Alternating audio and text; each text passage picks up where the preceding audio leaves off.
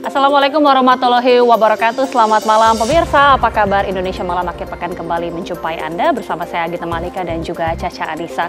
Dari sisi dialog pemirsa, kita akan membahas 3 paslon gubernur dan atau calon gubernur dan juga calon wakil gubernur Jakarta yang sudah mendaftarkan atau didaftarkan di KPUD. Di antaranya adalah Pramono Anung dan juga Rano Karno yang diusung oleh PDIP, kemudian juga dari RK dan Suswono yang diusung oleh Kimples, serta Dharma Pongrikun dan juga Kun Wardana yang maju lewat jalur independen. Bagaimana kemudian kans dari masing-masing pasangan calon ini dan bagaimana mereka bisa merebut hati dari warga Jakarta? Selengkapnya akan dibahas di Apa Kabar Indonesia Malam. Caca? Ya benar sekali Agita, selain itu juga kita akan melihat tes kesehatan untuk calon kepala daerah yang sudah mulai dilakukan sejak kemarin hingga hari ini pemirsa, dan terkhusus untuk hari ini dilakukan untuk wilayah Jawa Timur pemirsa. Inilah Apa Kabar Indonesia Malam untuk Anda selengkapnya.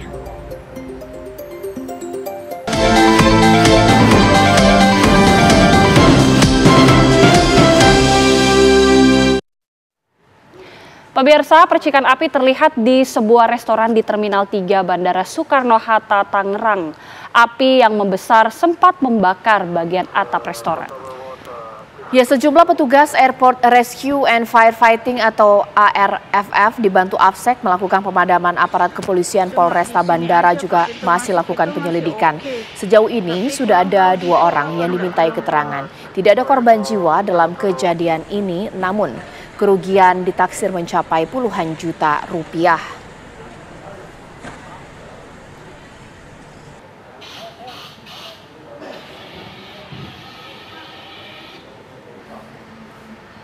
Inilah video amatir penumpang pesawat yang memperlihatkan ada percikan api membakar atap restoran di area Terminal 3 Bandara Soekarno-Hatta, Tangerang, Banten. Api terlihat membakar bagian atap restoran yang sedang tutup, di mana sejumlah petugas Airport Rescue and Firefighting bersama dengan AFSEC berusaha padamkan api. Api diduga berasal dari korsleting listrik yang berada di atap restoran, sehingga menimbulkan api yang cukup membuat calon penumpang panik. Percikan api pertama kali dilihat pada pukul 4 pagi dan kurang lebih setengah jam berhasil dipadamkan. Dampak kebakaran ini, asap pekat sempat menyelimuti counter check-in. Menurut Dwi Ananda Wicaksana, Kepala Cabang Bandara Soekarno-Hatta mengatakan kebakaran terjadi pada tenan toko roti namun sudah tertangani, di mana sumber listrik pun dipastikan sudah aman. Dilihat dari dampaknya berada posisi di Tenantus Lejurs dan Dekoy. Ada dampaknya Pak? Maksudnya adakah korban jiwa atau apa gitu? Tidak ada, sama sekali tidak ada. Komplain pun yang masuk sampai saat ini belum ada. Untuk tenan juga kita pastikan mereka dapat beroperasi lagi dengan normal karena kita sudah pastikan sumber-sumber listrik sudah aman. Pak, sedikit penegasan nih Pak, ini memang dampaknya kan asap nih Pak. Tadi sempat membagikan masker atau gimana Pak? Ya, kita tadi pada saat asap masih terlihat, kita bagian masker kepada penumpang dan kita lakukan penanganan membuka atau mengaktifkan blower-blower untuk mengeluarkan asap dari dalam gedung.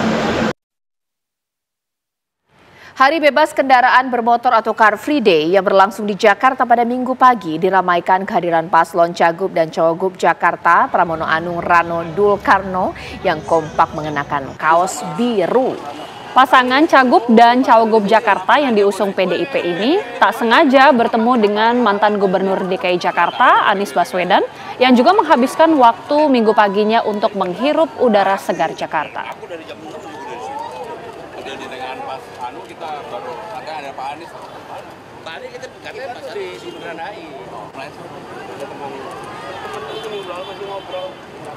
Ya, pasangan bakal calon gubernur dan wakil gubernur Jakarta, Pramono Anung dan Rano Karno pada Minggu pagi terlihat kompak mengikuti acara Car Free Day. CFD di Jakarta, pasangan yang akan maju pada Pilgub Jakarta ini bahkan mengenakan kaos berwarna biru. Sesekali keduanya menyapa warga yang juga antusias berjabat tangan dengan calon yang diusung oleh PDI Perjuangan itu. Kalau dibilang kita nggak nyangka, jujur nggak nyangka. Kita tadi dengar memang Mas Anies ada di ujung, di pinisi. Ya artinya kita datang sini nggak janjian ketemu beliau kan. Dan dilalah kita ketemu. Itu kan artinya ya tandain sendiri aja dah. Apa tuh artinya tuh? Kira-kira ada agenda lagi nggak tadi ngobrol-ngobrol bahas sama itu? Yang jelas begini, saya tadi udah menyampaikan, saya sama Bang Rano akan sowan, akan datang ke semua gubernur yang pernah menjadi gubernur Jakarta, mulai dari Bang Yosuluan, Bang Foke, Mas Anies, Ahok, dan terakhir tentunya kepada PJ Gubernur sekarang. Jadi kita yang datang. Pasangan bakal calon gubernur serta bakal calon wakil gubernur Ridwan Kamil Suswono mulai giat memperkenalkan program serta bersilaturahmi dengan warga Jakarta. Pasangan yang diusung oleh Kim Plus ini menghadiri deklarasi relawan berkah serta berziarah ke makam Mbah Priok.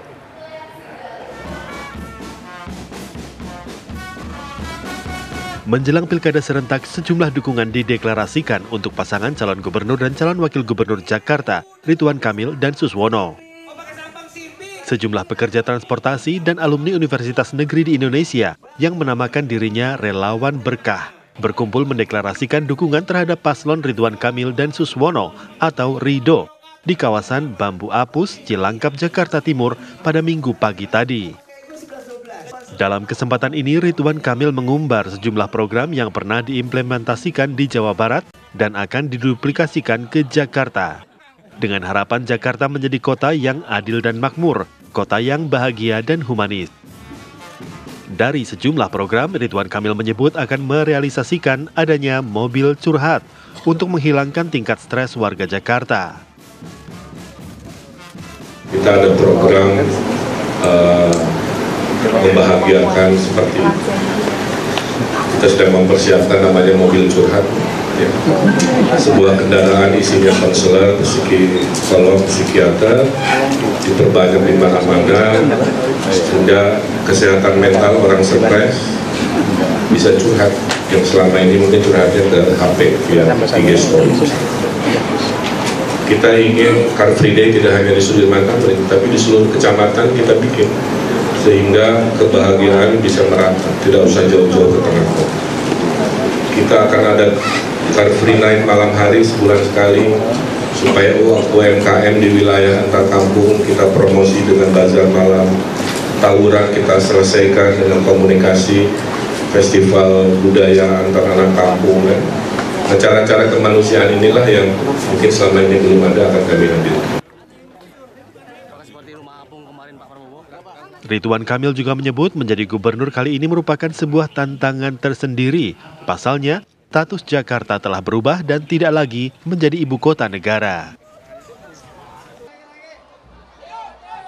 Setelah menghadiri deklarasi berkah, bakal calon gubernur Jakarta Ridwan Kamil melanjutkan kegiatan dengan berziarah kubro ke makam Mbah Priok di Jakarta Utara.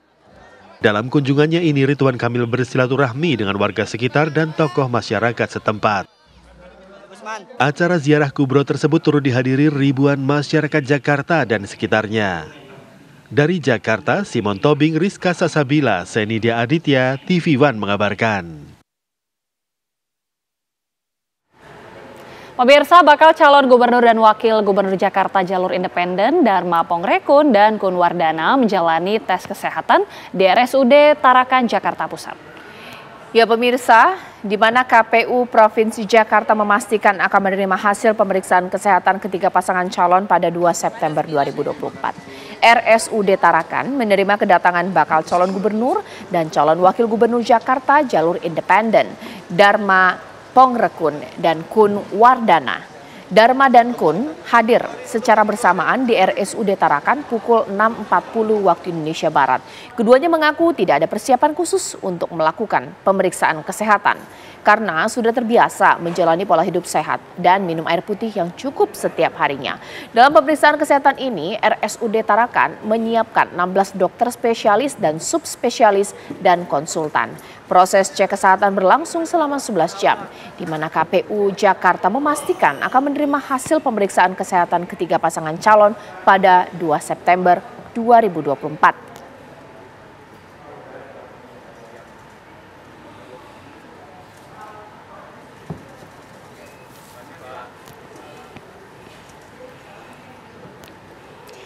Ya pemirsa, dua pasangan bakal calon gubernur dan calon wakil gubernur Jawa Timur, Tri Risma hari ini, Zahrul Azhar Asumta dan Luluk Nur Hamidah juga Lukmanul Hakim menjalani pemeriksaan kesehatan hari ini.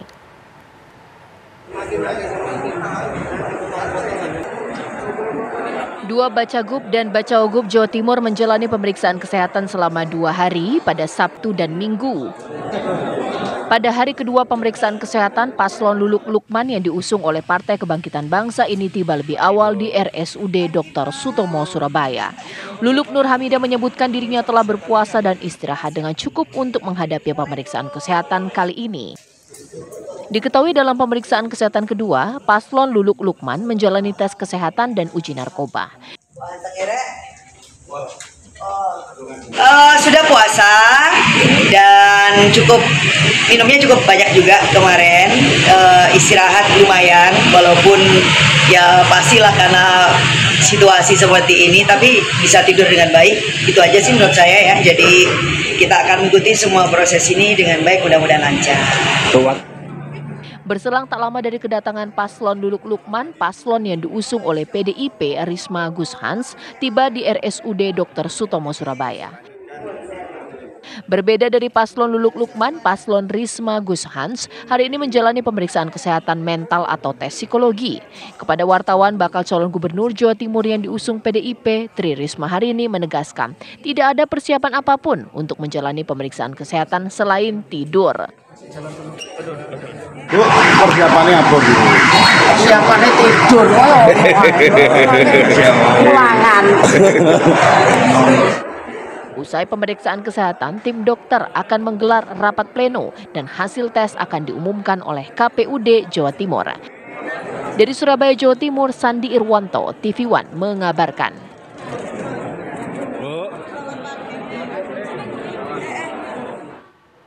Sementara itu, dua pasang bakal Cagup-Cawagup Jawa Barat, Acep Adang Ruhiat, gitaris Dwi Natarina dan juga JJ Wiradinata Ronald Surapraja hari ini menjalani pemeriksaan kesehatan fisik di Rumah Sakit Hasan Sadikin, Bandung. Sementara itu, KPU Jawa Barat menjadwalkan mengumumkan hasil pemeriksaan kesehatan seluruh kandidat Cagup dan Cawagup pada besok Senin, pemirsa.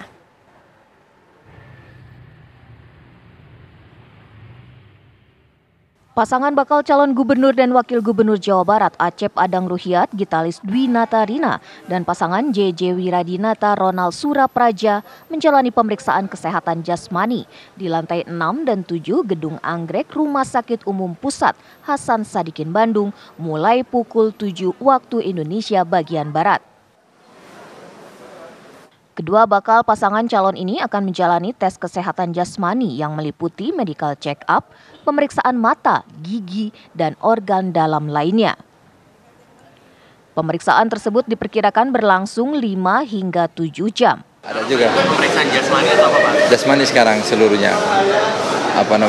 Semua keperluan yang diperlukan untuk persyaratan semuanya diperiksa.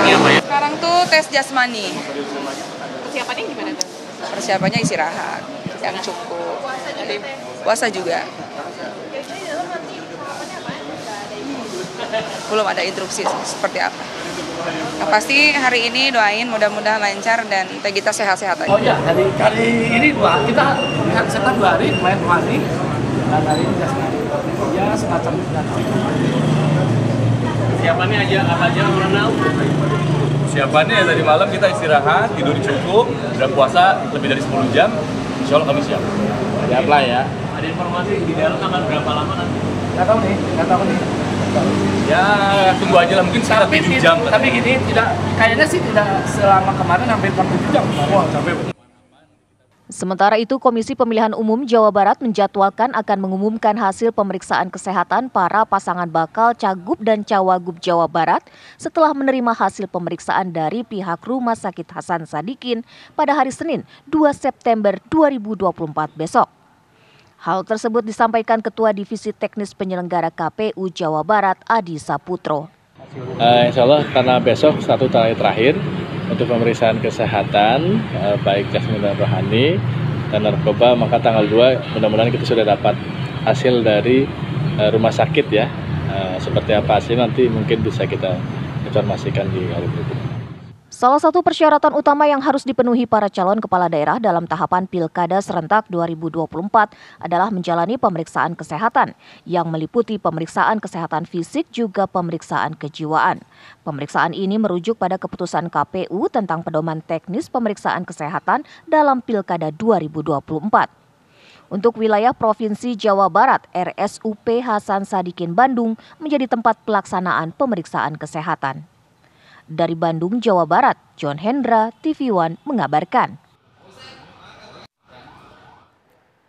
Pemirsa, pasangan bakal calon gubernur dan wakil gubernur Banten, Andra Soni Dimyanti Natakusuma, hari ini menjalani pemeriksaan kesehatan di Rumah Sakit Umum Daerah Banten. Keduanya tampak kompak turun dari kendaraan yang sama sekitar pukul 7 waktu Indonesia Barat. Sesampainya di Rumah Sakit Umum Banten, pasangan ini langsung disambut para komisioner KPU Banten dan tim kesehatan RSUD Banten. Pemeriksaan kesehatan ini merupakan bagian dari tahapan persyaratan mengikuti pemilihan gubernur dan wakil gubernur Banten 2024. Sebelum menjalani pemeriksaan, Andra Dimyati mengisi formulir pendaftaran memasuki ruangan pemeriksaan selanjutnya. Keduanya menjalani pemeriksaan secara menyeluruh mulai dari tes kesehatan fisik, tes kejiwaan, prosesi pemeriksaan kesehatan di RSUD Banten berlangsung sekitar 8 jam.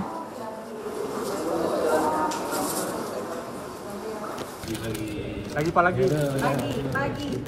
Lagi Pak. Ke informasi selanjutnya, Presiden Jokowi dan Ketua Umum Partai Gerindra yang juga Presiden terpilih Prabowo Subianto saling melempar pujian di acara penutupan Rapimnas Partai Gerindra pada Sabtu malam. Prabowo memuji kepemimpinan Presiden Jokowi, sementara Jokowi menyebut Prabowo sangat spesial baginya. Didampingi oleh seluruh Presiden Joko Widodo dan Ketua Umum Partai Gerindra yang juga Presiden terpilih Prabowo Subianto saling lempar puji di acara penutupan Rapimnas Partai Gerindra Sabtu malam. Di hadapan ribuan orang, Prabowo memuji kepemimpinan Presiden Joko Widodo. Dan ini tidak sedikit peran kepemimpinan Bapak Joko Widodo. Tidak sedikit kepemimpinan beliau. Saudara-saudara, saya ini memang punya sifat, nggak tahu dari dulu, saya ingin bicara apa adanya. Saya bicara dari hati saya. Saya tidak suka untuk menjilat, saya tidak suka ngolor, istilah di tentara, Pak. Kita pernah bersaing, kita pernah berbeda. Bapak menang, tapi Bapak mengajak saya bergabung. Ini leadership, ini kepemimpinan, ini kenegarawanan, dan ini tidak sering terjadi di mana-mana. Tidak sering terjadi. Dan saya keliling kemana-mana, Pak. Tokoh-tokoh luar negeri selalu bertanya, kok bisa? Kamu kan 2 kali dikalahkan.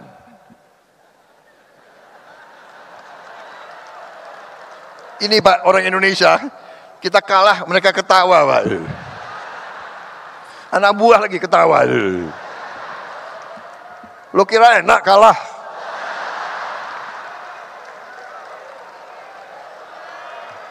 Pak, waktu saya kalah, saya ingat Bapak ke rumah saya.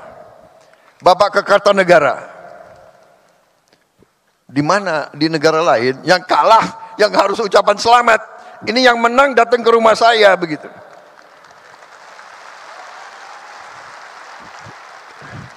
Makanya kalau ilmu kepemimpinan belajar dari orang Solo.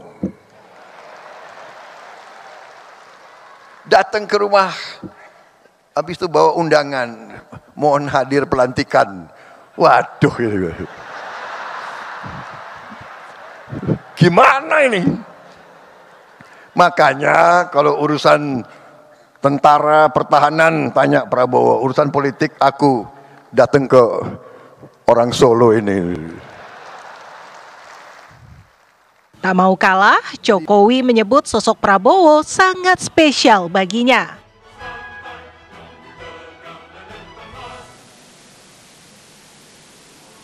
Buat saya, Prabowo Subianto itu sangat spesial.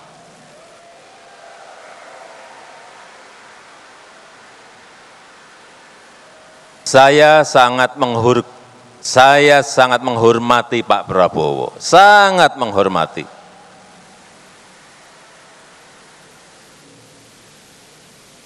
Kalau dalam beberapa kesempatan Pak Prabowo beberapa kali menyampaikan bahwa beliau merasa sangat cocok, merasa sangat sayang dengan saya. Ya, begitu juga. Itu juga yang saya rasakan.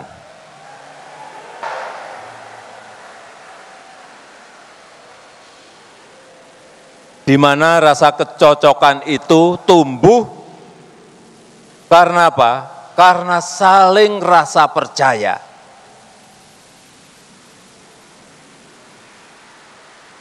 Karena saling rasa percaya. Saling menghormati, saling pengertian meskipun kadang ada perbedaan-perbedaan. Itu yang sangat jelas saya rasakan. Saya merasa bisa saling percaya dengan Bapak Prabowo Subianto. Termasuk rasa percaya saya bahwa ke depan dengan kepemimpinan Bapak Prabowo Subianto, Indonesia dengan keberlanjutannya akan mampu meraih cita-cita Indonesia maju, Indonesia emas di 2045. Saya sangat meyakini itu, insya Allah. Semuanya sesuai yang kita cita-citakan, yaitu Indonesia emas di tahun 2045. Terima kasih, terima kasih, terima kasih, terima kasih Bapak Jokowi. Terima kasih. Jokowi juga meyakini dengan kepemimpinannya, Prabowo akan membawa Indonesia meraih Indonesia emas di tahun 2045. Tim TV One mengabarkan.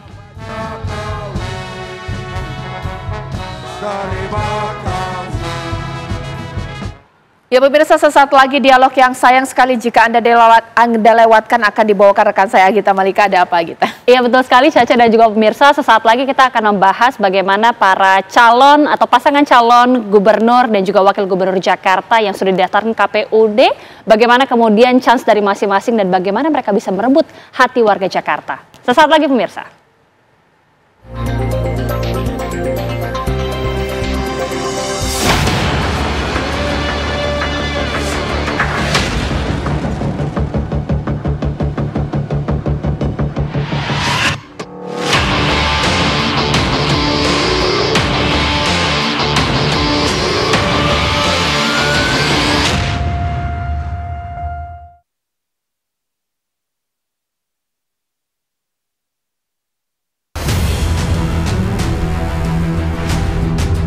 Tiga pasangan calon gubernur dan wakil gubernur DKI Jakarta telah didaftarkan ke KPUD selama pendaftaran tanggal 27 hingga 29 Agustus 2024. Mereka yang didaftarkan yaitu pasangan Pramono Anung Rano Karno, Ridwan Kamil dengan Suswono, dan Dharma Pongrekun bersama Kun Wardana. Pasangan Pramono Rano yang mendaftar pertama ke KPU Jakarta diusung oleh Partai PDI Perjuangan, sementara Ridwan Kamil bersama Suswono diusung oleh Koalisi Besar Koalisi Indonesia Maju Kim Plus. Sedangkan Dharma Pongrekun dan Kun Wardana adalah paslon dari jalur independen atau perseorangan. Pasca pendaftaran, masing-masing kandidat mulai mengumbar janji-janji untuk melayani seluruh masyarakat Jakarta. Termasuk ketiga paslon sama-sama memiliki komitmen untuk Persija maupun Jakmania. Lalu dari ketiga pasangan calon yang akan bertarung, siapa yang akan berhasil merebut hati warga Jakarta? Lalu apa strategi dari ketiga paslon untuk menaklukkan lawan di kancah pemilihan kepala daerah Jakarta? Tim TV One mengabarkan.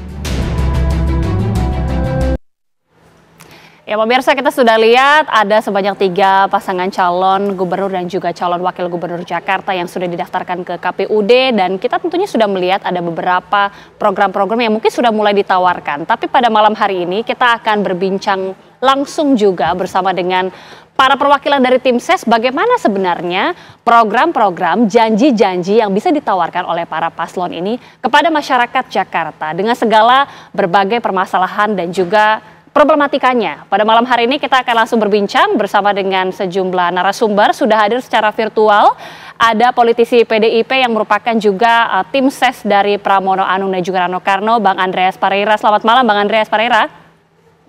Selamat malam Margita, selamat malam semuanya. Oke, dan juga sudah ada di studio TV One, sudah hadir ini Ibu Siti Fadila Supari yang merupakan Dewan Pembina ataupun Dewan Penasihat ya, Dewan Penasihat dari tim SES Dharma Pongrekun. Selamat malam Ibu Siti, Assalamualaikum.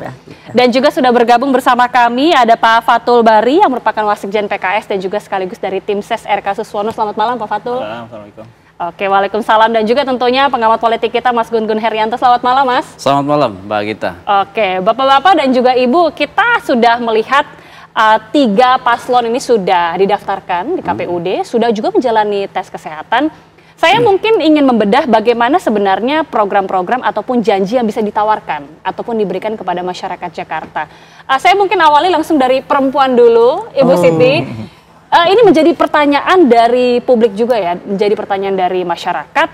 Ibu Siti Fadila Supari ini merupakan Menteri Kesehatan pada era tahun 2004. Ini apa alasannya menjadi Dewan Penasehat dari pasangan Dharma Pongrekun?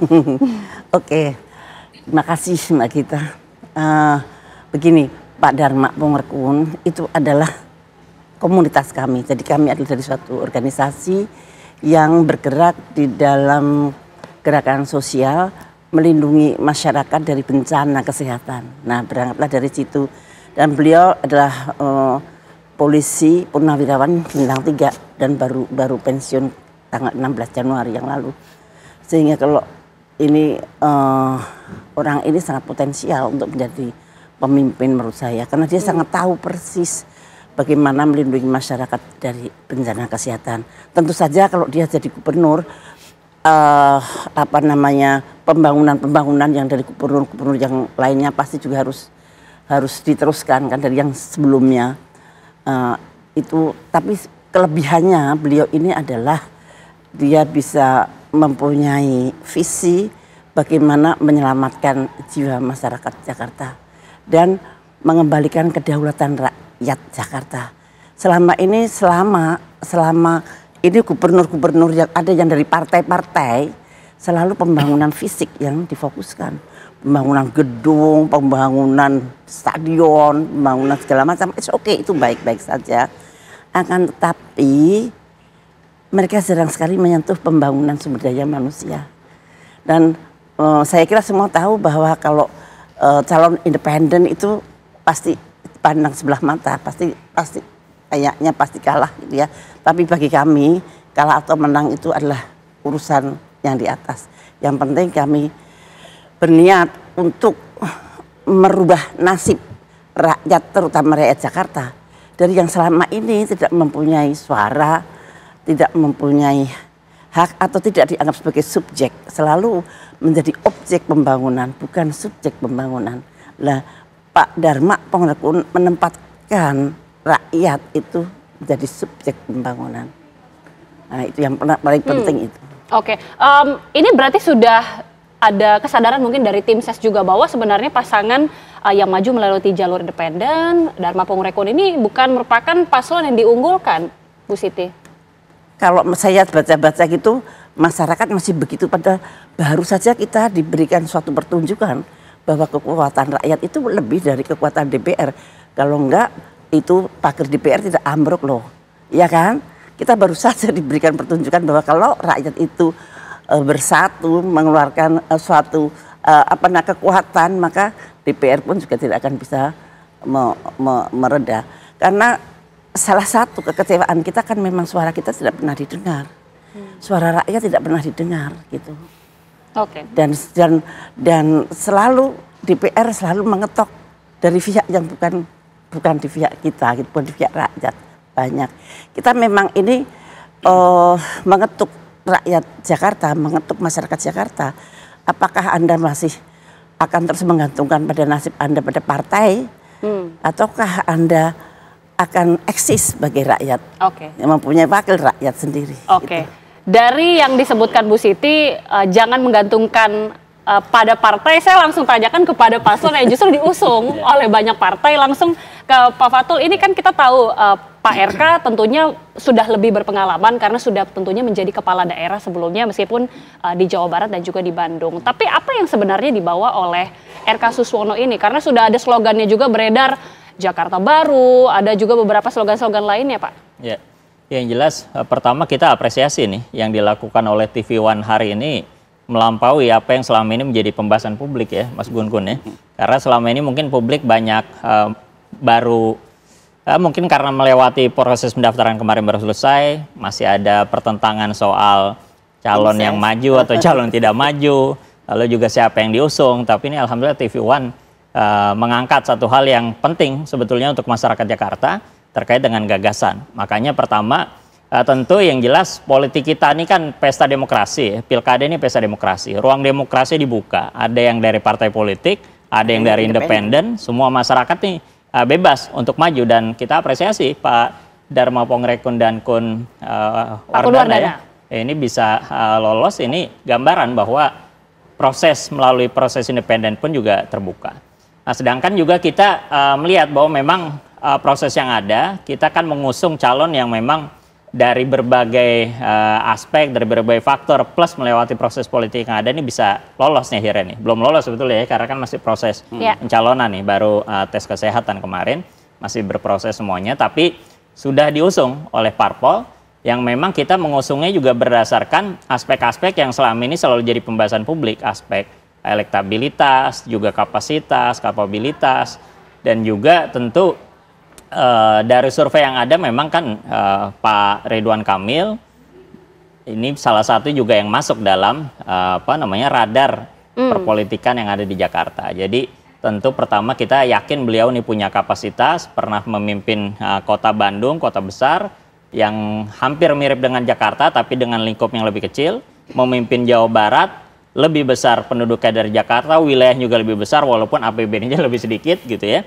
Dan juga maju dalam pilkada di Jakarta. Nah, makanya kemarin kenapa kita pun juga sudah punya jargon yang selama ini akhirnya jargon itu jadi bahan alas pembicaraan untuk mengelaborasi lebih luas tentang kontennya, yakni jargon Jakarta Baru, Jakarta Maju. Kenapa Jakarta Baru? Karena memang sederhana, kita baru melewati proses pembentukan undang-undang, proses pembentukan ada ibu kota Nusantara baru, dan akhirnya Jakarta sekarang menjadi daerah khusus Jakarta, bukan lagi ibu kota walaupun sekarang sebetulnya ibu kota juga masih di Jakarta. Itu dari aspek itu pertama Jakarta Baru, dan juga kita harapkan dari proses itu kita ingin membawa Jakarta ini sebagai kota global. Makanya gambaran visinya nanti pun juga akan dibahas ya, bagaimana Jakarta Baru menuju kota global yang maju dengan karya inovatif, berkeadilan dan sejahtera.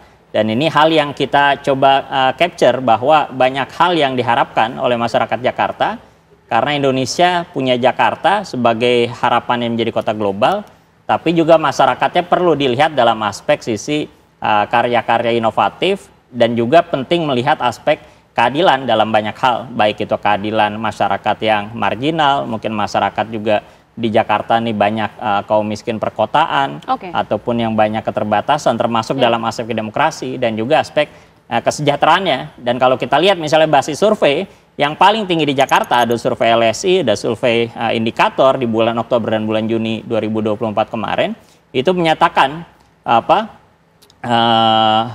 2023 ya kalau kemarin ya, menyatakan bahwa hal-hal yang menjadi perhatian penting warga Jakarta ternyata masih dalam aspek-aspek yang sebetulnya sebagian besar aspek kesejahteraan, harga kebutuhan pokok yang mahal, aspek juga lapangan kerja, aspek juga kemacetan jelas, keamanan dan juga hal yang lainnya. Maka itulah yang menjadi prioritas kami, tentu dengan melihat apa yang sudah dicapai dari pemerintahan sebelumnya, ini kita akan coba tingkatkan. Dengan tagline Jakarta Barunya. Kita nanti akan lebih memperdalam lagi, tapi saya ingin langsung ke Bang Andreas yang menarik juga mendengar pernyataan dari Pak Pramono.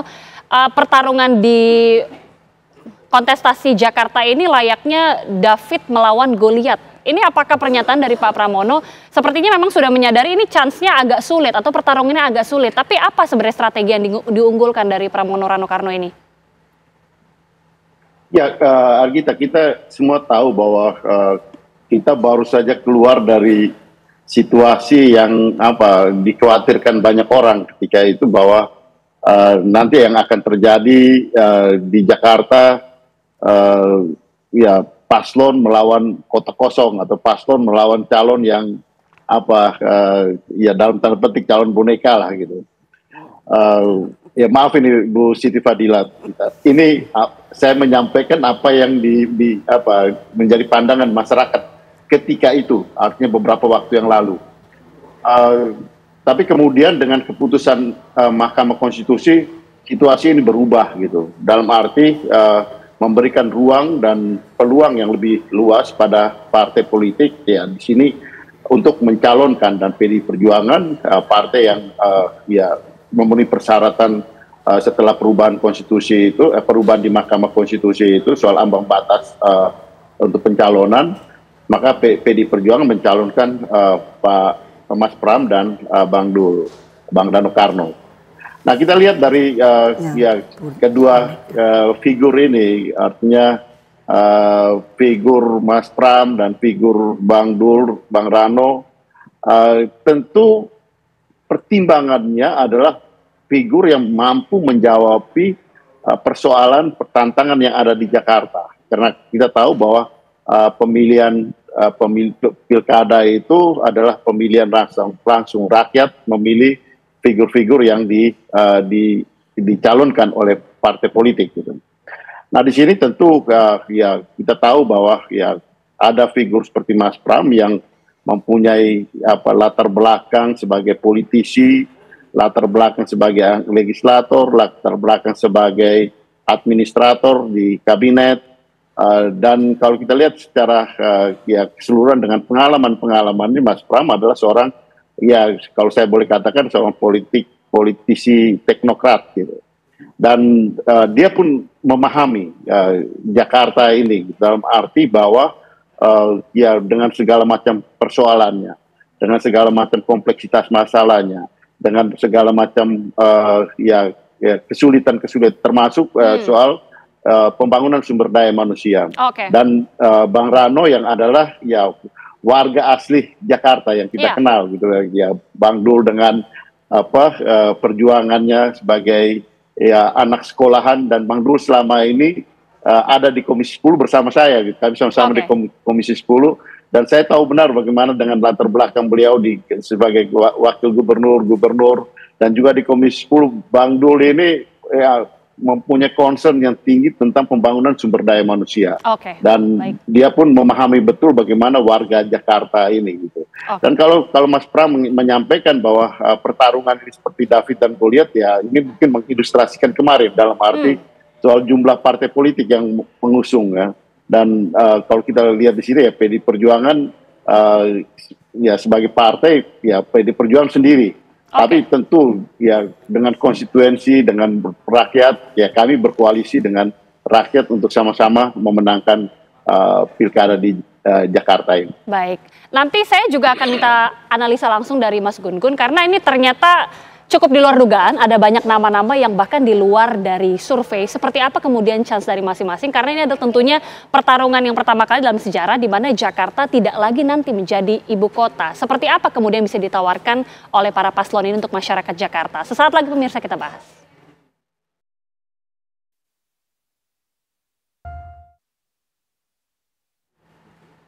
Ya, langsung saja saya mau minta tanggapan dari Mas Gun-Gun, analisanya. Ini ada banyak sekali nama-nama yang kemudian bermunculan di luar dari radar survei sebelumnya. Bagaimana Kans melihat pada tiga paslon ini? Kalau kita bicara Kans ya, itu ada beberapa faktor yang akan jadi pengubah peta. Pertama itu adalah dinamika isu pasca usungan. Karena usungan ini kan cukup mengagetkan ya, kayak munculnya nama Pak Pram, kemudian Pak Suswono ya, gabungnya PKS ya.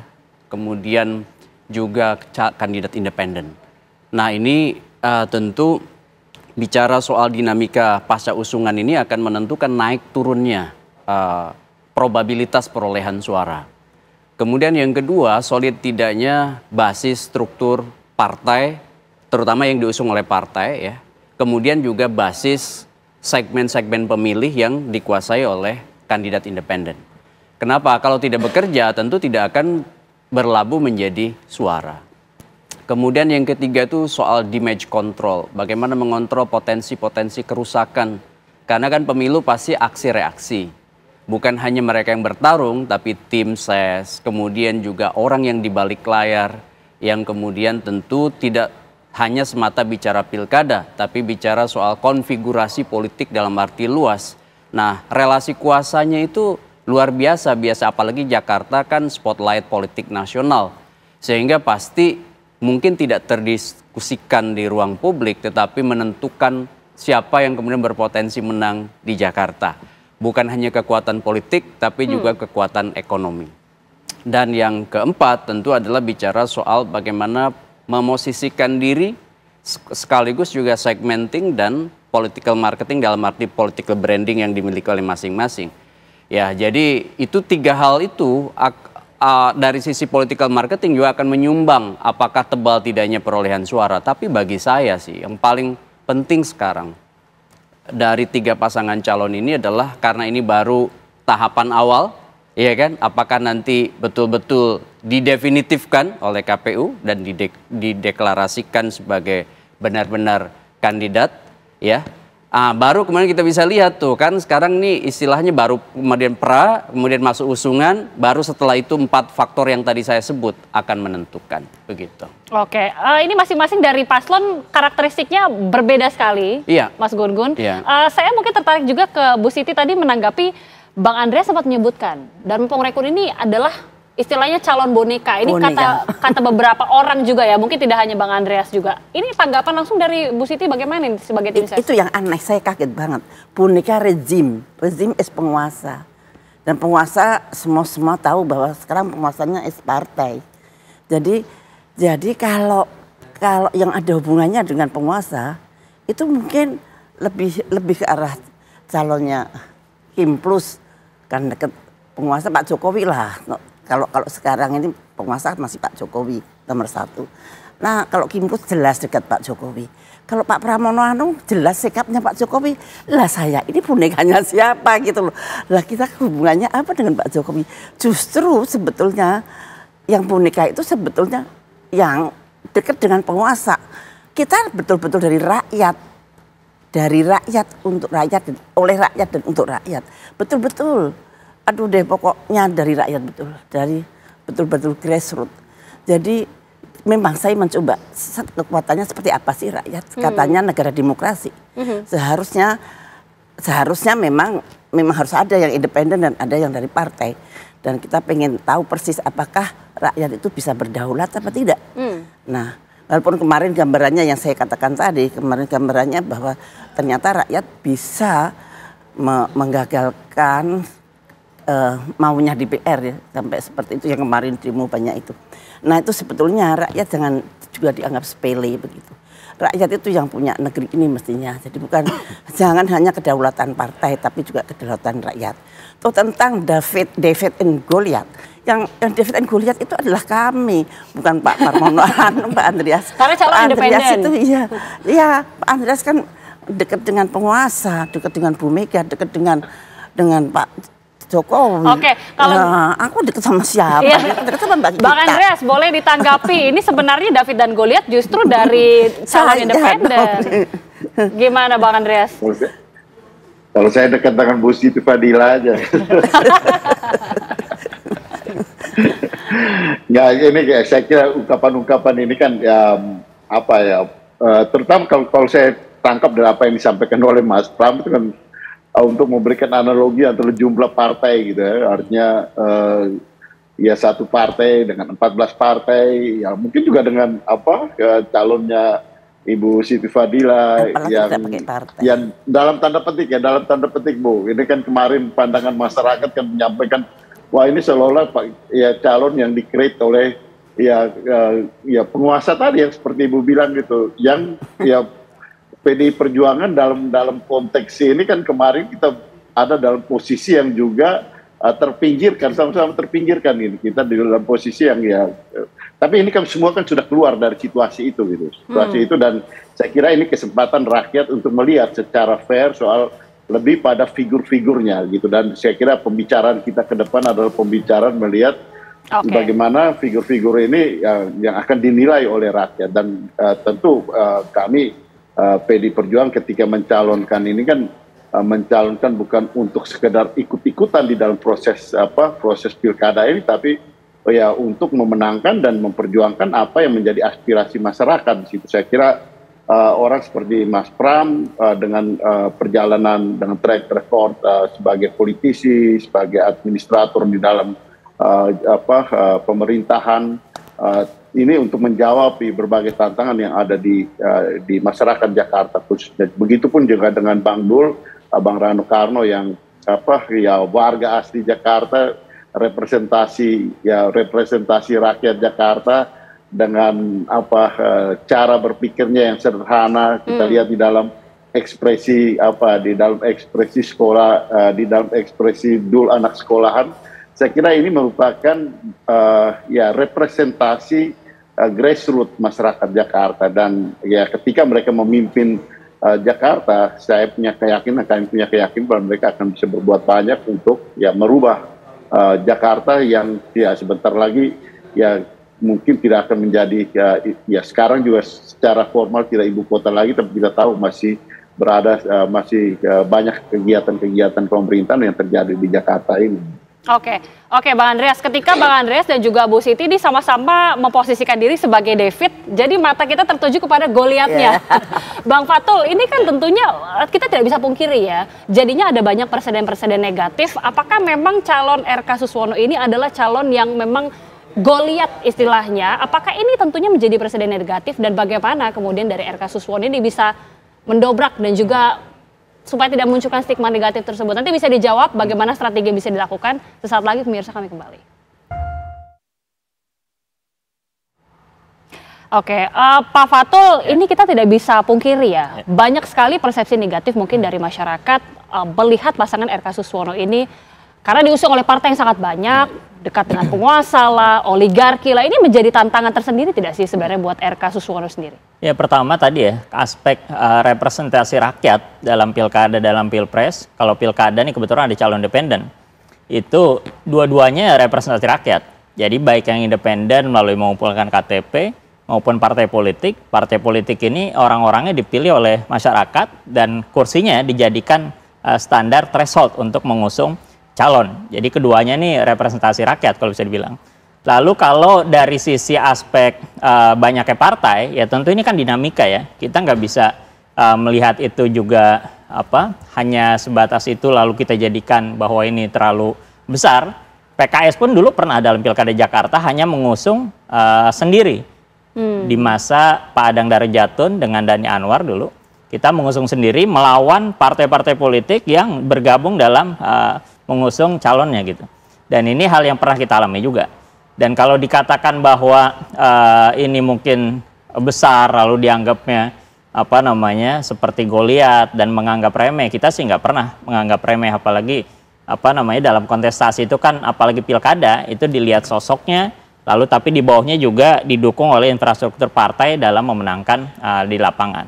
Nah, kalau dalam konteks ini kita tidak melihat aspek itu ya, jadi mau disebut David, Goliat, nggak pernah kita merasa seperti itu, dan memang nggak boleh seperti itu. Bisa jadi bahkan mungkin ya kalah dengan calon independen, kalah dengan calon yang diusung oleh satu partai misalnya, tapi optimisme kita kan kita ingin menang. Jadi kita ingin melihat itu sesuatu yang seperti dalam kompetisi ya hal yang wajar.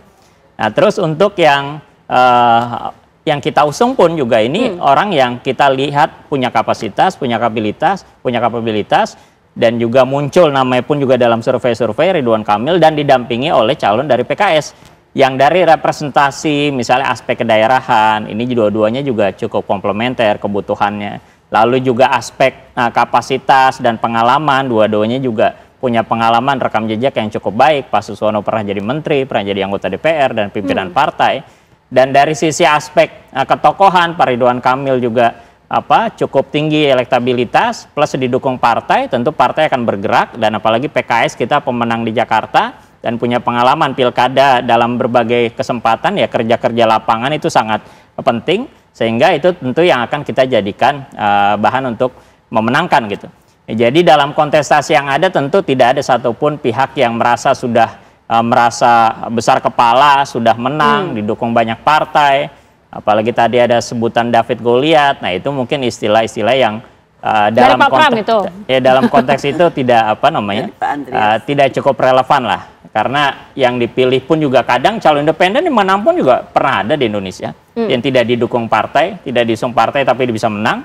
Dan ini dalam kontestasi ini hal yang umum saja. Jadi tinggal persaingannya nanti kompetisinya secara fair, lalu juga dilakukan dengan adu gagasan, adu ide, dan nanti tinggal rakyat yang memilih apakah dia ingin memilih gagasan-gagasan dari calon A, calon B, calon C yang beliau anggap nanti juga dengan latar belakang masing-masing ya punya kemampuan untuk memimpin mereka dan menjalankan visinya sesuai dengan harapan mereka. Oke, Mas Gun-Gun, ini kan berarti kita sudah lihat ya, ada calon didukung banyak partai, satu partai saja bahkan ada calon independen. Tapi dari karakteristik masyarakat Jakarta, karakteristik pemilih ini di Jakarta khususnya, apalagi kita tahu ini adalah tahun terakhir Jakarta sebagai ibu kota. Ini bagaimana kemudian melihat karakteristik dari Jakarta ini? Iya, menurut saya memang ini menjadi pertaruhan ya. Pilkada Jakarta saat ini kan bukan pilkada yang ideal dari sisi sodoran figur. Kenapa? Karena aspek competitiveness-nya ini melemah sebenarnya. Contoh misalnya sosok yang punya elektabilitas tinggi dan punya basis suara di Jakarta seperti Pak Anies kan tidak jadi maju. Sehingga ada gap sebenarnya di situ antara harapan dengan realitas yang diterima oleh masyarakat. Maka pertaruhan di pilkada sekarang apakah kemudian tingkat partisipasinya akan menurun dan signifikan atau tidak dari 8,3 juta itu. Tapi itu ada mungkin terjadi? Iya, sangat mungkin terjadi karena keestimasi misalnya basis pemilih yang loyal pada Anies itu kan, Pak Anies itu kan sekitar 2,3-an ya juta dan ini angka yang besar sehingga kemudian juga tentu ya selain dari perspektif kandidat, dari perspektif publik, karakter pemilih Jakarta itu kan menginginkan problem solving kan. Sehingga kemudian tentu di luar aspek sosiologis dan psikologis, basis rasional itu tentu akan menentukan. Contoh misalnya, pertama akan melihat dulu dari tiga pasangan ini sebenarnya posisi ya kan dukungan ini dari mana ya kan? Apakah kemudian punya irisan dengan yang tadi dipersepsikan sebagai oligarki? Termasuk juga identik atau tidaknya dengan kekuasaan yang saat ini kemudian ada, ya kan? Sebut aja reference power atau kekuatan rujukannya kan Pak Jokowi, Pak Prabowo, begitu ya. Nah ini tentu sebagian masyarakat akan memosisikan diri, ya kan? Siapa di antara pasangan itu yang identik sekali misalnya dengan irisan politik Pak Jokowi kah, Pak Prabowo kah gitu ya. Kemudian yang kedua tentu juga dari sekian banyak pertarungan narasi, siapa yang kemudian bisa memalingkan pemilih-pemilih kritis, pemilih kelas menengah terdidik yang kemudian bisa aja memengaruhi atau menjadi booster bagi pergerakan masyarakat awam. Nah ini juga jangan dianggap sepele, akan banyak menurut saya kejutan. Kejutan itu bisa dalam arti berpartisipasi di bilik suara atau gerakan lainnya. Maksud saya kan partisipasi tidak hanya konvensional di bilik suara, tapi juga bisa protes, bisa kemudian mosi tidak percaya, ya kan? Kan banyak hal yang kemudian sangat mungkin terjadi kalau asumsi kritisnya masyarakat itu tidak terkanalisasi dengan baik. Makanya kemudian butuh bukan hanya hadirnya pasangan calon, tapi juga progresifnya menjawab kebutuhan Jakarta. Bukan hanya kepentingan elit semata, itu yang saya maksud. Ya. Oke, menarik juga tadi disebutkan oleh Mas Gun-Gun bahwa ketika Anies Baswedan tidak kemudian berkontestasi di Pilkada Jakarta, akan kemanakah ceruk suara dari pendukung Anies Baswedan? Karena Bang Andreas, kita sudah mendengar juga pernyataan langsung dari Bang Rano yang sebenarnya sempat mengisyaratkan apakah mungkin Anies Baswedan ini menjadi juru bicara atau menjadi jubir tim ses ya dari Pramono Anung dan juga Rano Karno? Ini bisa ditanggapi Bang Andreas, tapi kita jeda dulu pemirsa, kami kembali saat lagi. Pemirsa, sebelum kita melanjutkan dialog, pemirsa kami hadirkan informasi, inilah dia bagaimana tahapan dan juga jadwal dari Pilkada serentak pada tahun 2024. Kami hadirkan untuk Anda pemirsa, inilah jadwal Pilkada serentak dari tanggal 5 Mei sampai 19 Agustus, mulai dari pemenuhan persyaratan dukungan pasangan calon perseorangan. Kemudian tanggal 24 sampai 26 Agustus merupakan pengumuman pendaftaran pasangan calon. Nah, selanjutnya kita tahu bersama tanggal 27 hingga 29 Agustus ini adalah pendaftaran dari pasangan calon. Inilah kemudian rangkaian jadwal Pilkada serentak 2024 yang selanjutnya pemirsa nanti mulai dari tanggal 27 sampai 21 September ini adalah tahapan penelitian dari persyaratan calon. Barulah kemudian nanti pada tanggal 22 September KPU ini akan menetapkan atau penetapan dari pasangan calon yang setelah itu akan dilanjutkan dengan pelaksanaan kampanye. Ini mulai berlangsung dari tanggal 25 September sampai tanggal 23 November. Selanjutnya pemirsa pada tanggal 27 November kita tahu ini akan langsung dilaksanakan pelaksanaan pemungutan suara. Dan penghitungan suara dan juga rekapitulasi dari hasil penghitungan suara ini akan dilakukan mulai dari tanggal 27 November sampai 16 Desember 2024. Inilah sekilas jadwal Pilkada serentak 2024. Saya mungkin langsung ke Bang Andreas melanjutkan pertanyaan yang menggantung tadi. Kita sudah tahu Bang Rano Karno atau Bang Dul ini juga salah satu tokoh Betawi yang kemudian diusung. Ini mungkin salah satu strategi untuk menarik masyarakat Jakarta, khususnya masyarakat Betawi. Tapi melihat pertemuan yang berlangsung antara Pak Pramono dan juga Bang Rano Karno serta Anies Baswedan pada hari ini di CFD, apakah ini salah satu strategi untuk bisa menggait pemilih Jakarta lainnya, terutama ceruk pendukung Anies? Apalagi tadi Mas Gun Gun mengatakan ceruk pemilik Anies ini sangat besar. Bang Andreas. Ya betul, ya bagus apa yang tadi disampaikan oleh Mas Gun-Gun sehingga kita bisa lihat kembali ke belakang artinya bagaimana proses terutama di saat-saat hari-hari terakhir ini gitu, bahwa ya PDI Perjuangan dan Mas Anies katakanlah di sini ya baik partai maupun sebagai figur yang praktis hampir tertutup peluangnya gitu, hampir tertutup peluangnya. Sehingga juga ada pembicaraan, ada komunikasi yang lumayan intensif maaf antara Mas Anies dengan PDI Perjuangan. Ya meskipun kemudian tidak terjadi PDI Perjuangan mengusung Mas Anies, tapi ada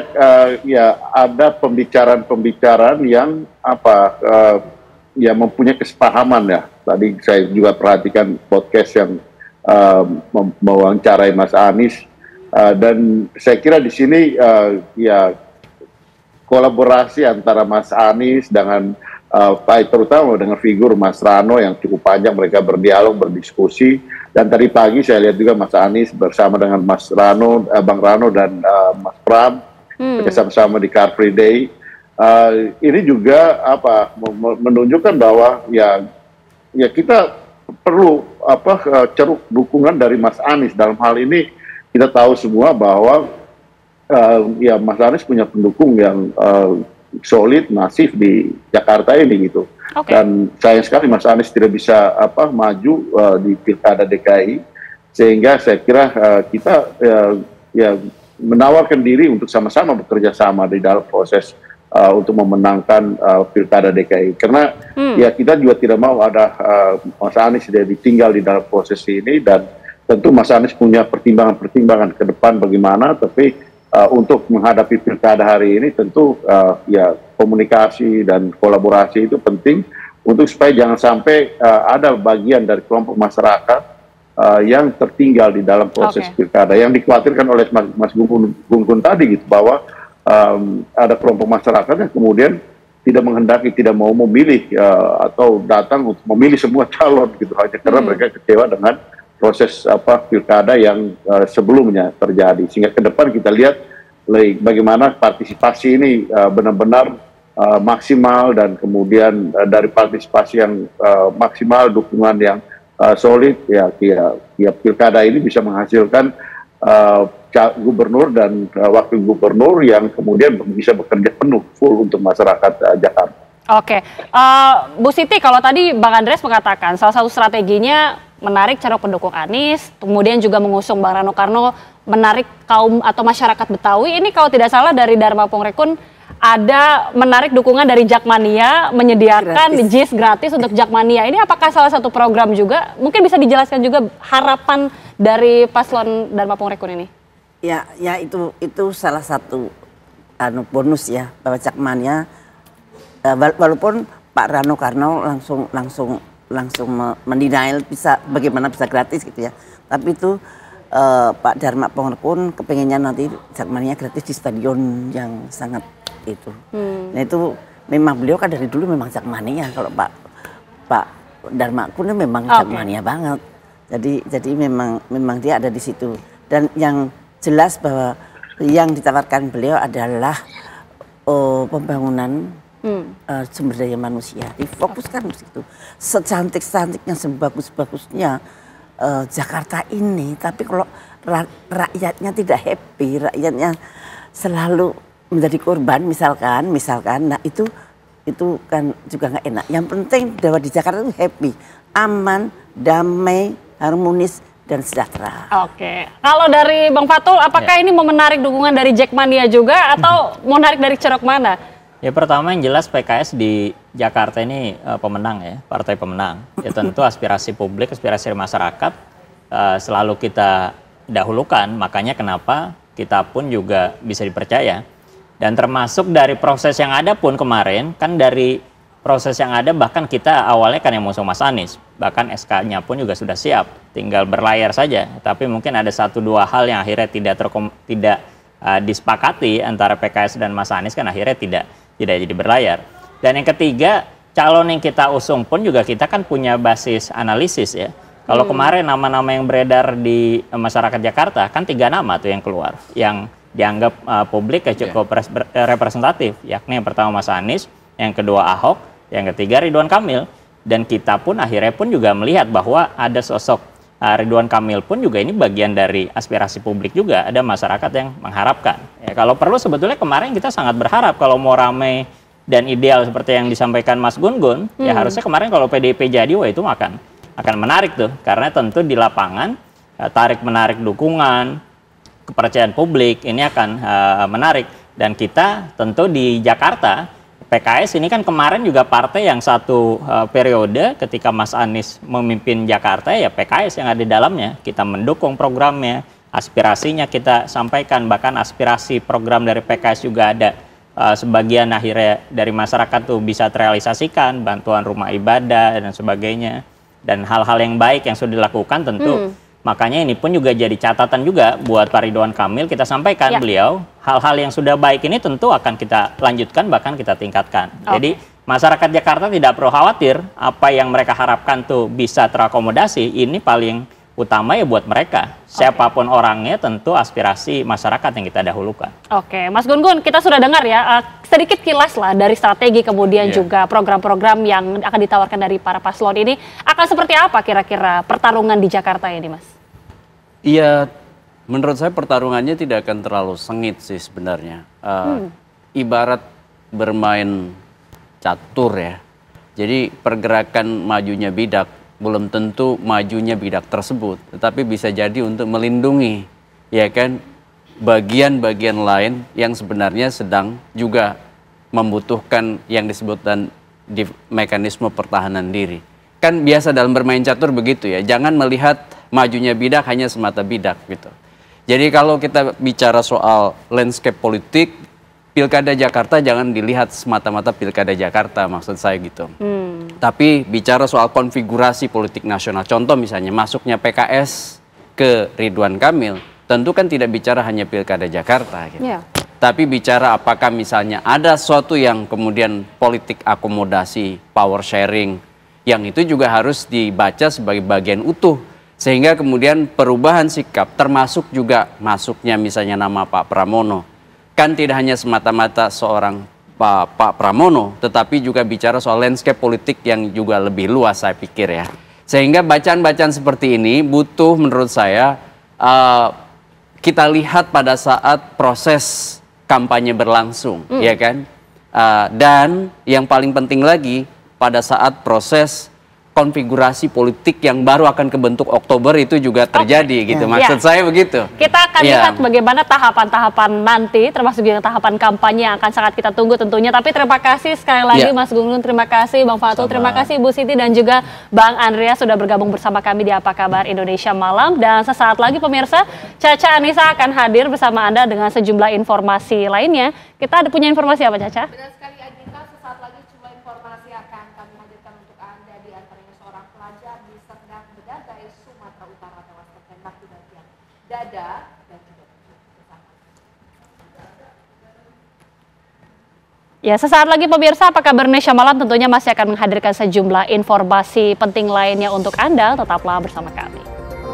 Kembali lagi di Apa Kabar Indonesia Malam, pemirsa, seorang pelajar tewas ditembak orang tidak dikenal, tepatnya di Kecamatan Perbaungan, Sumatera Utara pada Minggu dini hari tadi.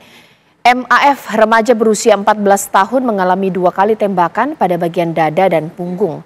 Kepolisian tengah memeriksa sejumlah saksi dalam peristiwa ini. Dari keterangan sementara, korban bersama 3 temannya tengah mengendarai sepeda motor dari arah Lubuk Pakam, Kabupaten Deli Serdang. Lalu secara tiba-tiba di jalan lintas, rombongan korban ditembak oleh orang tidak dikenal. Guna kepentingan penyelidikan, jenazah korban dibawa ke Rumah Sakit Bayangkara Medan untuk diotopsi. Selain itu, polisi masih lakukan olah TKP dan memeriksa beberapa saksi, teman korban, serta masyarakat di sekitar lokasi. Siapa keluarga Bu yang di ambulan? Siapa itu tadi? Keluarga. Mana itu? Ayo jangan. Sementara itu, pelaku penembakan terhadap mahasiswa PKL di kantor Bawaslu Lampung digerebek polisi saat berada di sebuah penginapan di Kabupaten Lampung Selatan. Saat ditangkap polisi menemukan senjata api jenis airsoft gun beserta proyektil peluru jenis GOT-3. Selain itu, polisi juga menemukan barang bukti lainnya, yakni narkoba jenis ganja kering dan paket besar narkoba jenis sabu. Pelaku bernama Clinton Alo Holiap Sinaga, 19 tahun, ditangkap tim Buser Polsek Sukarame di sebuah penginapan di wilayah Ranggai, Kabupaten Lampung Selatan. Aksi penembakan pelaku terhadap korban bernama Sandi Polanda terjadi pada Rabu lalu. Di hadapan polisi, ia mengaku aksi penembakan tersebut dilatar belakangi karena cemburu. Selain dijerat dengan undang-undang darurat terkait kepemilikan senjata api ilegal, tersangka juga terancam pasal pembunuhan serta pasal tentang penyalahgunaan narkotika. Untuk mempertanggungjawabkan perbuatannya, pelaku kini mendekam di sel tahanan Mapolsek Sukarame.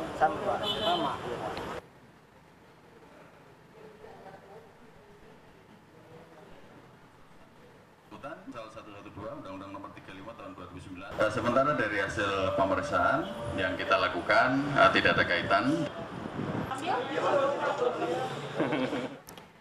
Seorang mahasiswa yang sedang tugas PKL di kantor Bawaslu Provinsi Lampung terkena tembakan airsoft gun, di mana akibat korban mengalami luka memar.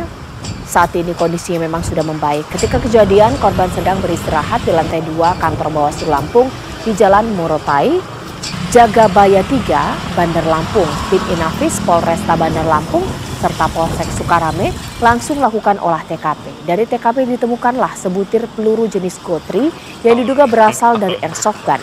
Tembakan diduga berasal dari kamar sebuah hotel yang tidak jauh dari kantor Bawaslu Lampung. Peristiwa penembakan ini terjadi menyasar kantor Bawaslu Lampung dan juga melukai seorang mahasiswa PKL lainnya. Aksi penembakan diduga dilakukan oleh orang tidak dikenal.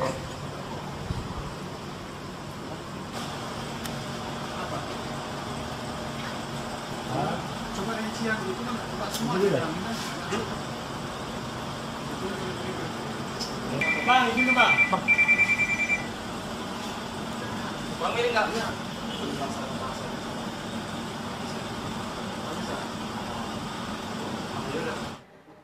Pemirsa, seekor gajah Sumatera ditemukan mati di dalam kawasan Taman Nasional Way Kambas, Lampung, tanpa diketahui penyebabnya.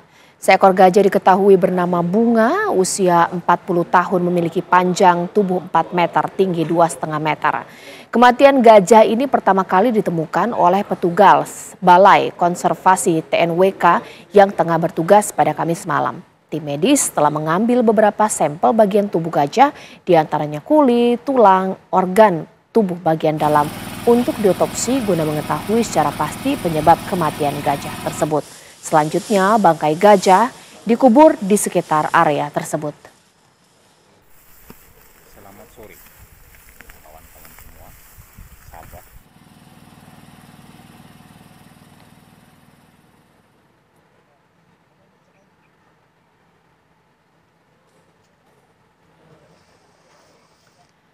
Pemimpin Gereja Katolik Dunia Paus Fransiskus dijadwalkan akan bertemu dengan Presiden Jokowi pada hari Rabu 4 September 2024 di Istana Merdeka Jakarta. Kepala Sekretariat Presiden mengatakan sejumlah kegiatan akan dilakukan oleh Paus Fransiskus selama 4 hari, diantaranya memimpin Misa Akbar di Stadion Gelora Bung Karno, Jakarta yang akan dihadiri oleh 90.000 umat Katolik dari seluruh Indonesia.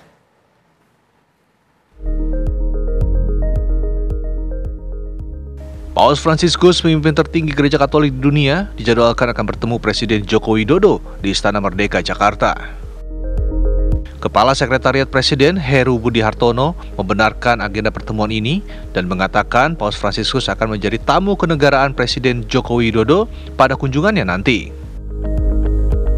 Sejumlah kegiatan pun akan dilakukan oleh Paus Fransiskus selama 4 hari kunjungannya di tanah air, diantaranya memimpin Misa Akbar di Stadion Gelora Bung Karno, Jakarta, yang akan dihadiri oleh 90.000 umat Katolik dari seluruh Indonesia. 3, 4, 5, dan 6 ada kedatangan tamu negara, yaitu Yang Mulia Paus Fransiskus, di mana tanggal 3 kedatangan, tanggal 4 adalah kegiatan kenegaraan diterima oleh Bapak Presiden, nanti detailnya Pak Kapten menyampaikan. Tanggal 5 juga ada kegiatan di GBK salah satunya, dan tanggal 6 kepulangan. Tanggal 5 juga akan diadakan misa di GBK, sehingga saya menghimbau kepada masyarakat mencermati ini, khususnya tanggal 5, untuk bisa memperhatikan, nanti akan dijelaskan oleh Kepala Dinas Perhubungan, dari Polda maupun dari Kodam atau Kodim, yang menyesuaikan khususnya arus lalu lintas, di mana nanti ada pengalihan di titik-titik tertentu. Apa yang akan dibicarakan itu kan masih terus digodok ya, baik oleh pihak Vatikan maupun juga nanti dengan pihak Istana Presiden dan juga Kementerian Luar Negeri. Apa saja nanti akan dibahas. Tentunya yang saya akan sampaikan di sini, saya garis bawahi adalah beliau berkunjung ya sekaligus sebagai tamu negara dan juga pemimpin umat. Jadi tentunya Menteri Agama juga nanti akan terlibat ya dalam pembicaraan dan pertemuan Paus Fransiskus dengan Bapak Presiden. Diketahui, kunjungan Paus Fransiskus ke Indonesia kali ini merupakan kunjungan ketiga kalinya Paus sebagai pimpinan tertinggi umat Katolik itu ke tanah air. Paus Yohanes Paulus II pernah berkunjung ke tanah air pada Oktober 1989. Dan Paus Paulus ke-6 yang berkunjung pada tahun 1970. Dari Jakarta, Ikra Anggana, Agung Setia, TV One mengabarkan. Seorang selebgram asal Lampung tertabrak kereta api di pintu perlintasan Kampung Baru, Kecamatan Labuhan Ratu, Bandar Lampung. Informasinya sesaat lagi. Ya, kembali lagi di Apa Kabar Indonesia Malam pemirsa, dan kita ke informasi mengenai seorang selebgram asal Lampung tertabrak kereta api di pintu perlintasan Kampung Baru, Kecamatan Labuhan Ratu, Bandar Lampung, di mana korban meninggal dunia di rumah sakit setelah sebelumnya sempat mendapat perawatan di rumah sakit. Pemirsa, selebgram Lampung Regita Cecilia meninggal dunia pada Sabtu sore usai menjalani perawatan intensif di Rumah Sakit Advent Bandar Lampung. Regita meninggal dunia setelah mengalami kecelakaan lalu lintas di Kelurahan Kampung Baru, Kecamatan Kedaton, Bandar Lampung, Lampung. Ia menaiki mobil bersama seorang rekannya, menerobos palang pintu perlintasan. Mobil lalu tertabrak kereta api ekspres Raja Basa. Kini jenazah Rere sudah dibawa ke rumah duka di Kabupaten Waikanan, Lampung untuk dimakamkan. Sementara rekan korban ini masih menjalani perawatan di rumah sakit.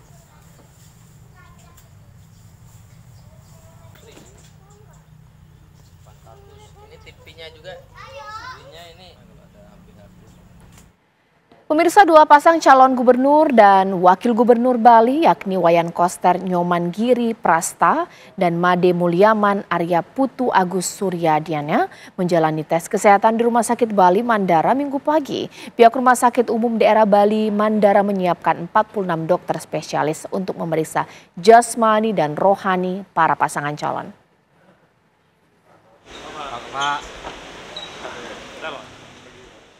Mantan Gubernur Bali yang kembali maju dalam kontestasi pemilihan Gubernur Bali, Wayan Koster, tiba di RSUD Bali Mandara, Denpasar untuk mengikuti tes kesehatan calon peserta Pilkada 2024 yang digelar KPU Bali. Kedatangan Koster diikuti pasangannya Nyoman Giri Prasta. Tak lama berselang, bakal calon gubernur dan calon wakil gubernur yang diusung Koalisi Indonesia Maju, Made Mulyawan Arya dan Putu Agus Suryadiana, tiba di Rumah Sakit Bali Mandara. Kedua pasangan ini mengaku siap menjalani tes kesehatan yang meliputi pemeriksaan jasmani dan rohani.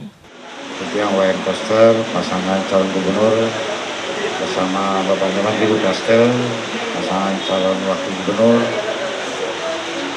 siap melaksanakan pemeriksaan dan tes kesehatan pagi hari ini.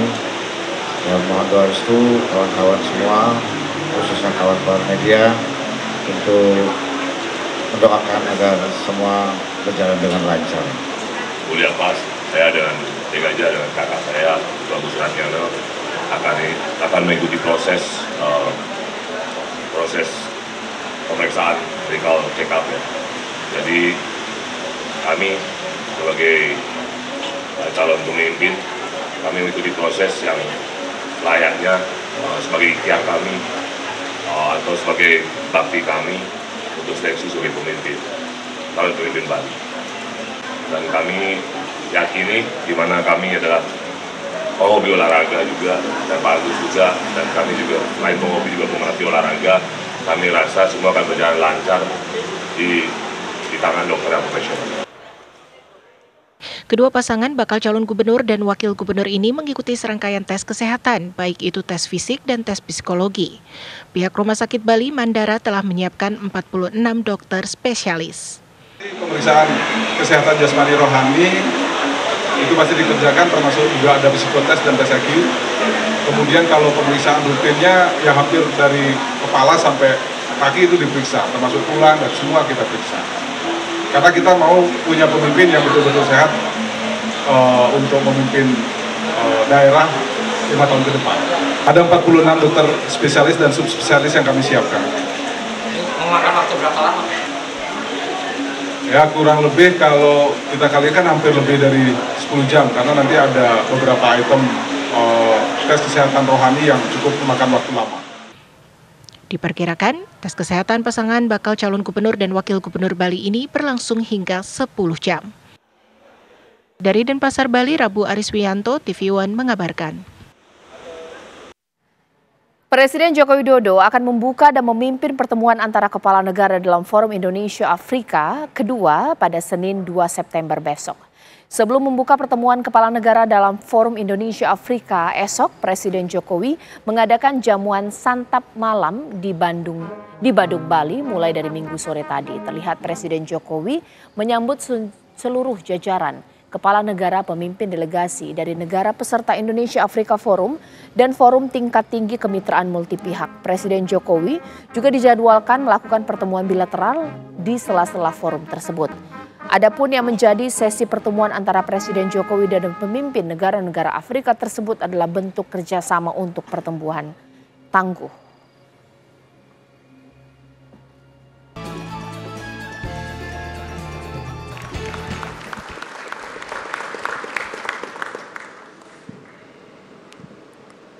Your Excellency, heads of state and heads of government, leaders of international organization, honorable Ibu Puan Maharani, Speaker of Indonesian Parliament, speakers and vice speakers, distinguished guests, ladies and gentlemen. Welcome to Bali, Indonesia, and thank you for your presence here. Indonesia is honored to host the high-level multi-party partnership forum and the second Indonesia-Africa Forum for advancing inclusive and sustainable global development. Indonesia remains committed to strengthen cooperation and solidarity with countries in the African region, and this will also be continued by the next government. So, on this joyful occasion, allow me to introduce the President-elect of Indonesia, Mr. Prabowo Subianto, who will be inaugurated next month and will lead Indonesia in the future. Terima kasih. Thank you, and please enjoy the dinner. Thank you. Dan informasi tadi sekaligus menutup Apa Kabar Indonesia Malam untuk malam hari ini. Begitu, Agita. Betul sekali, Caca dan juga pemirsa. Dan sesaat lagi Anda bisa menyaksikan program Kabar Utama bersama Tisa Noveni. Mewakili kru bertugas, saya Agita Mahlika. Saya Caca Anissa mengucapkan selamat malam. Sampai jumpa.